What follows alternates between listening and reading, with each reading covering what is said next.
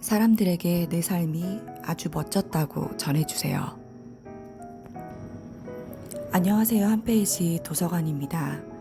오늘은 김종원의 세계 철학 전집, 내 언어의 한계는 내 세계의 한계이다.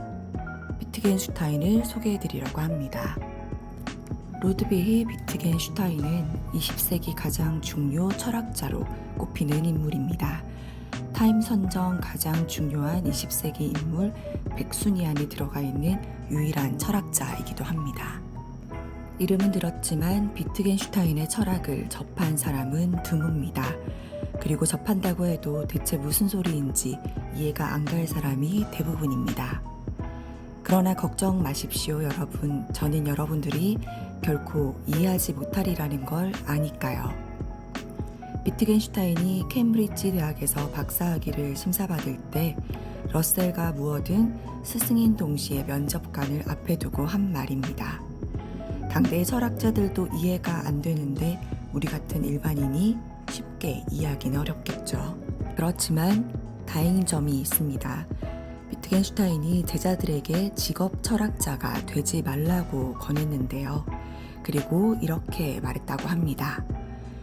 우리를 더 양심 있게 만들지 않는다면 철학을 공부하는 게 무슨 소용이겠는가. 그래서 우리는 비트겐슈타인 철학은 공부하지 않아도 되는 구원을 받았습니다. 하지만 비트겐슈타인이란 인물은 알아두면 쓸모가 있는데요.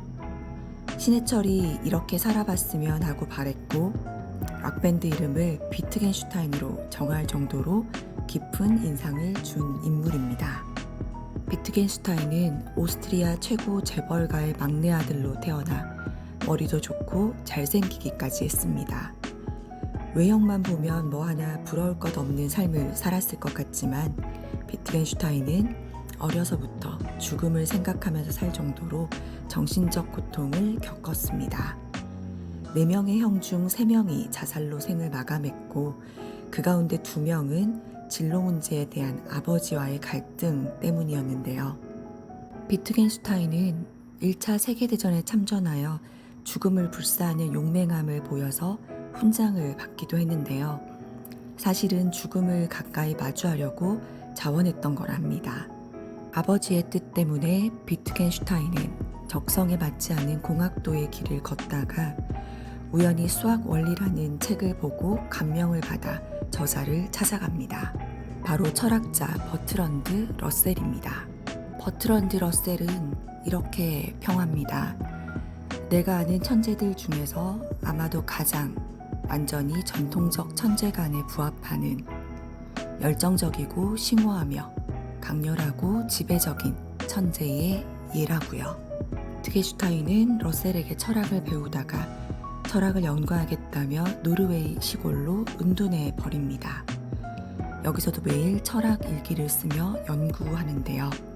그러다 1차 세계대전이 일어나 전쟁에 참전했고 그리고 포로 신분으로 논리 철학 논고의 집필을 완성합니다. 가장 유명한 문장이죠. 나의 언어의 한계는 나의 세계의 한계를 의미한다. 그리고는 포로 석방 뒤 철학적 문제를 해결하겠다며 은퇴를 선언합니다. 그리고 수도원으로 들어가서 정원사를 시작으로 초등학교 교사 등 여러 직업을 전전합니다. 이 시기 비트겐슈타인은 아버지가 돌아가셔서 유산으로 엄청난 부를 얻게 되었는데요. 재산 전부를 예술가와 형제들에게 줘버립니다. 그리고 그 이유는 이렇게 말했다고 합니다. 가파르고 높은 산을 올라가려면 무거운 배낭은 산기슭에 놔두고 출발해야 한다. 비트겐슈타인은 올바른 삶의 태도에 대해 늘 고민해 왔는데 이 태도를 찾는데 재산이 방해되기 때문입니다. 철학을 할 때는 돈이 장애가 되지 않았지만 인생의 문제를 해결하는 데는 돈이 장애가 되었던 것입니다. 이제 죽음을 준비하시는 게 좋을 것 같습니다. 그는 62세에 전립선암을 선고받고 살 날이 얼마 남지 않았다는 무서운 사실과 마주하게 됩니다. 하지만 당시 그는 오히려 이런 희망이 가득한 유언을 남겼습니다. 사람들에게 내 삶이 아주 멋졌다고 전해주세요. 너무나 우울했던 시기라서 그의 형제가 그랬던 것처럼 자살로 삶을 마감하는 게 더 어울렸던 환경이었지만 그런 유혹에서 그가 자신을 지킬 수 있었던 힘은 바로 희망의 언어에 있었습니다. 이 책에는 매일 읽고 필사하기 좋은 비트겐슈타인의 어록들이 명언이 남겨져 있는데요. 몇 가지를 소개해드리고 오늘의 책은 마무리하도록 하겠습니다.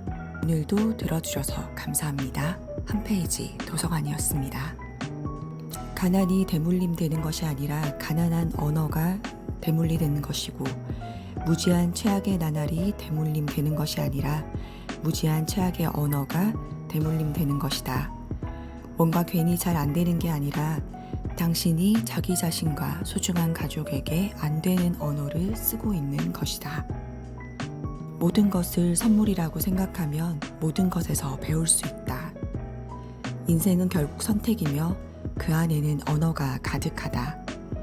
그래서 내 언어의 한계가 내 세계의 한계인 것이다. 경청이 어려운 이유는 듣는 행위 자체가 곧 자아성찰의 한 부분이라서 그렇다.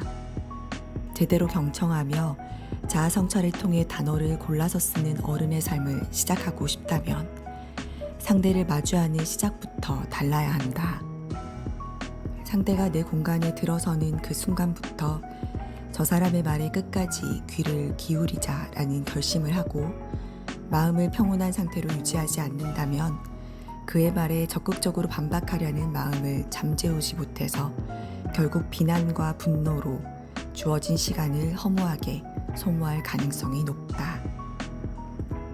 지금 내 입에서 나온 말은 그간 쌓은 내 지성의 결과이고 지금 내가 쓴 글은 그간 쌓은 내 안목의 결과다.